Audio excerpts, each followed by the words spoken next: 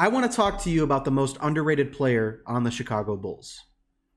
His name is Troy Brown Jr., if you couldn't already tell from the thumbnail and the title of the video. But I have some interesting clips from the win over the Brooklyn Nets that I want to present to you guys. At this point in the game, the Nets are going on a little bit of a run. The Bulls have had a couple empty possessions. The game is kind of starting to get away from them. Kyrie Irving is scoring at will, throwing lobs, doing what Kyrie Irving does. So, right now what the Bulls desperately need is a score and some hustle. Troy Brown Jr. brings you scoring, defense, and a whole lot of hustle.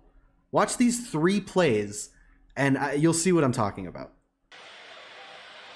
Satoransky drives Irving. Kick to Brown. That's a big 3, and he sinks it. So this first play is kind of the Satoransky effect. He's having a great game. He's driving down the lane, and he gets the defender to leave his man. Troy Brown Jr. is wide open in the corner, and he sinks it. No problem. That's what you want. Troy Brown Jr. is going to be a 3-and-D guy for the Bulls, but he brings a lot more. So I don't want to say he's just a 3-and-D guy, because watch these next couple of plays, and you'll see what I'm talking about. One down. Brown the offensive rebound. Vucevic working on Green. Into the post. Over Green. So you can see the clip is a little shortened than what I would like to show you guys. It's the best one I could find. But Troy Brown on this possession gets the offensive rebound, keeps the possession alive, finds Vucevic. Vucevic is money from the mid-range. It's that hustle. And this is not going to be his last offensive board of the game. He's not done yet. But there's one more play before we get to the big one that I want to show you guys. And this is the kind of thing that doesn't show up on the stat sheet. It's something that you have to watch to understand. And it's something that I actually talked about in my previous video recapping the win over the Nets. Rebound. Irving hustling. Great effort by Irving, but to the Bulls. Brown to Tice. What a fake and a score. So once again, Troy Brown Jr. is in position. He knows where the ball is going to be. He knows what Kyrie Irving is doing. Kyrie's trying to keep the ball from going out of bounds and save it. And honestly, like, it seems like instinct, you know? Like, it doesn't look like he's scrambling to find where the ball's going to go or where he thinks it might go. He's just there. It's natural for him. In the flow of this game, he knows where the ball is going to be when Kyrie Irving tries to save it from going out of bounds. And what does he do? He finds his man, and the Bulls get a score on a possession that could have gone the other direction. I mean, these are the small things that we weren't getting before from guys like Chandler Hutchison, who didn't really play, Denzel Valentine, who's still getting some minutes. I just think that Troy Brown Jr. is such an intelligent, gritty kind of player. And, you know, I guess from a report that I read from Rob Schaefer, that's what his role is going to be, is Billy Donovan wants him to play some defense. And actually, in this report from Rob Schaefer from NBC Sports Chicago, which you guys should definitely go read, I'll try to leave a link for it in the description so you could check it out. Rob's a great writer, always great content. He said that in his possessions checking Kyrie Irving shot 1 for 5 in just over 4 minutes when Brown was checking him.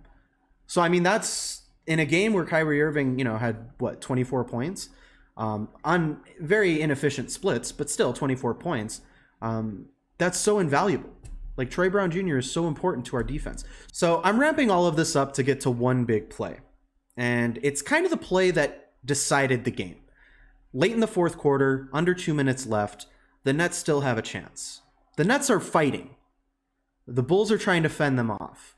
What we need here is a big shot from Zach LaVine. Go ahead and watch. Lead if you're the Bulls now. LaVine, 19 points. None of his field goals have been threes tonight. Vucevic to Sato. Satoransky, it's been his night. Tough shot, left it short. Brown fighting for the offensive rebound and grabs it. 90 seconds left. Troy Brown Jr. with the hustle, 50-50 ball.